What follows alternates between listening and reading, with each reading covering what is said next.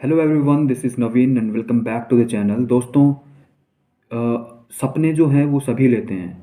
उन सपनों में से कुछ डराने वाले होते हैं और कुछ ऐसे होते हैं जिनसे हम बहुत खुश हो जाते हैं।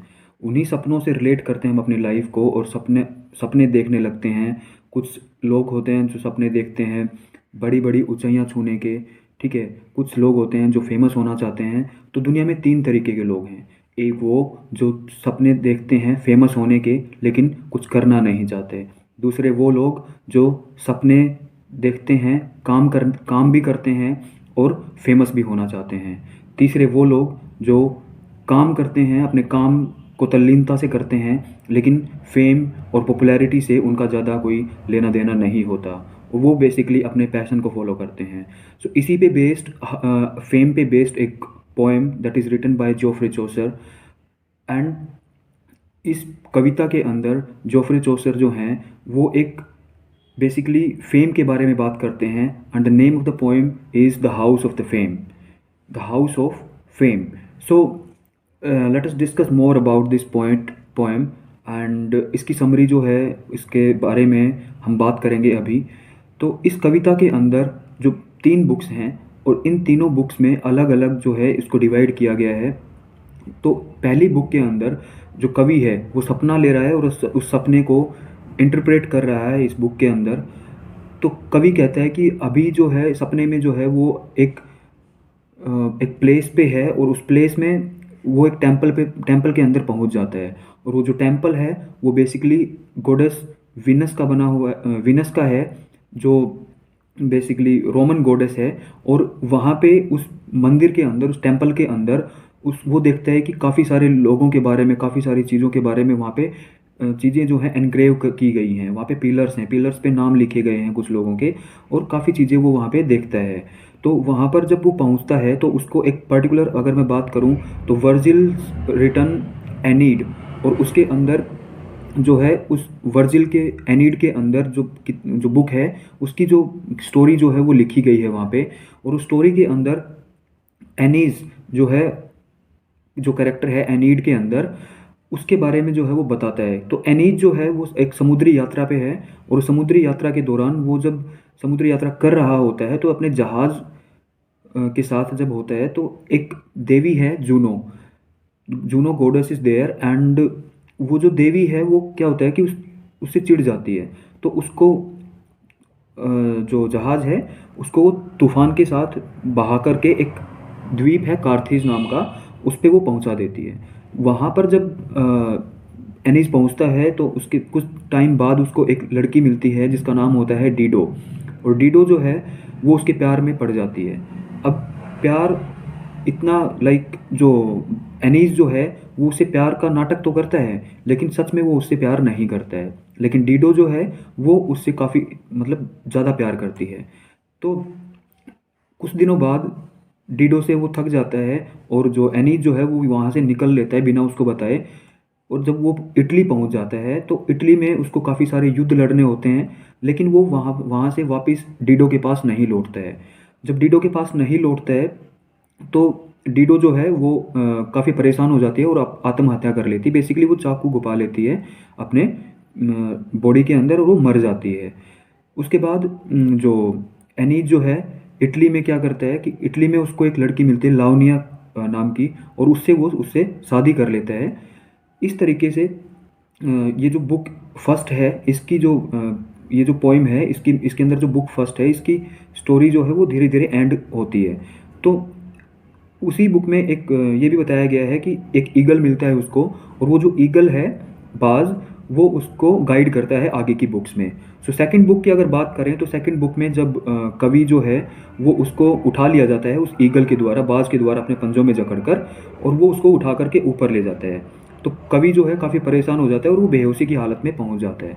तो जब बेहोशी की हालत में होता है तो जो ईगल है वो एक ह्यूमन के तरीके से उससे बात करता है और वो कहता है कि डरो मत, तुम्हें कुछ नहीं होगा। मुझे जो है जुपिटर ने भेजा है यहाँ पे, क्योंकि जुपिटर है वो आपसे बहुत खुश हो रखा है और he allowed you to enter in the house of fame.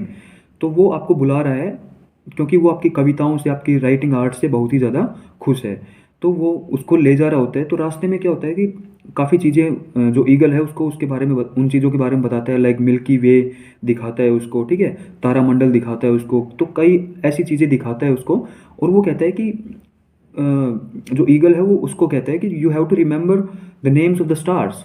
तो जब नेम्स को याद करने के लिए ईगल उसको कहता है तो वो मना कर देता है और कहता है कि he is not he is too old to remember the names of the stars. और इस तरीके से लास्ट में फाइनली ये जो बुक है सेकंड, उसका एंड होता है। उसके बाद third book, it's very important here, the poet reached to the house of fame.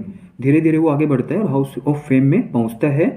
उससे पहले जो कवि जब इस बुक को स्टार्ट करता है तो वो अपोलो, जो कि गॉड हैं, God of science end of light, उनको इन्वोक करता है, उनसे प्रे करता है लिखने के लिए इस कविता को आगे।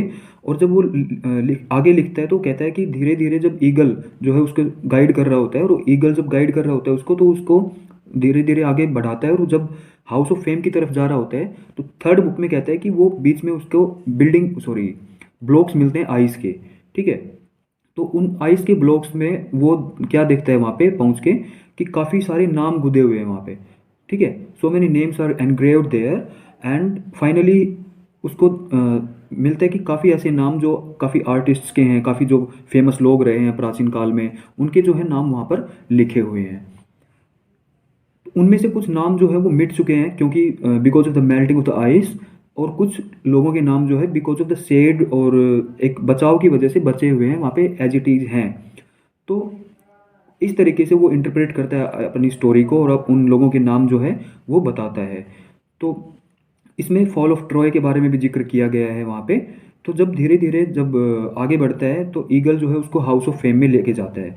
अब हाउस ऑफ फेम में पहुँचने के बाद उसको लोग मिलते हैं, काफ़ी आर्टिस्ट मिलते हैं वहाँ पे, ठीक है, वॉरियर्स मिलते हैं। तो क्योंकि हाउस ऑफ फेम वो ऐसा हाउस है जहाँ पे जिन लोगों को फेम मिल चुका है वो वहाँ पे उपस्थित हैं, और those were called by Jupiter to live there and to flourish with their art.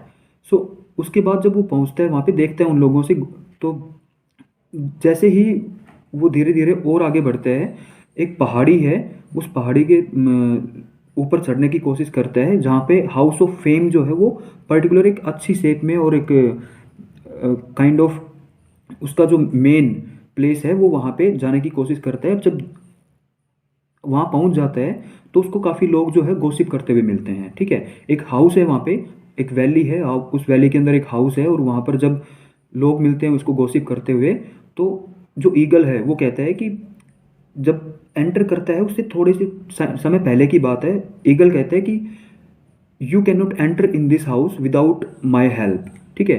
तो वो उसको हेल्प करता है और वो उसको एंटर करा देता है उस हाउस के अंदर। तो लोग जो है काफ़ी गॉसिप कर रहे हैं, वो दिन की दिनचर्याएं अपनी बता रहे होते हैं एक दूसरे को, काफ़ी गॉसिपिंग चल रही है वहाँ पे।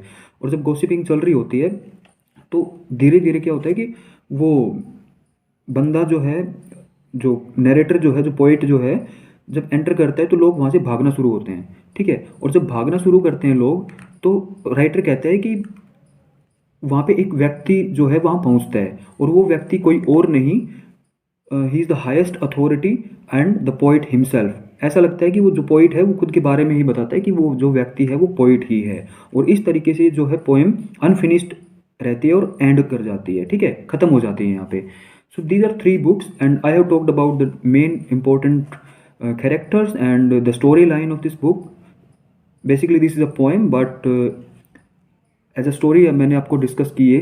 तो इसमें ये ऑक्टासिलेबिक कपलेट्स में लिखी गई है। दूसरी बात, ये फेम के बारे में बात करती है। तीसरी बात, ये जो बुक है ये ड्रीम विजन है, ड्रीम एलेगरी है, क्योंकि इसमें भी पोइट जो है वो ड्रीम के बारे में बात करता है। सो आई होप आपको अच्छे से समझ में आई होगी। एक और वीडियो बनाएंगे हम छोटा सा, उसमें डिस्कस करेंगे इसके इंपॉर्टेंट पॉइंट्स को जो रिलेटेड हैं एग्जाम पॉइंट्स ऑफ व्यू से। So thank you very much for watching the video.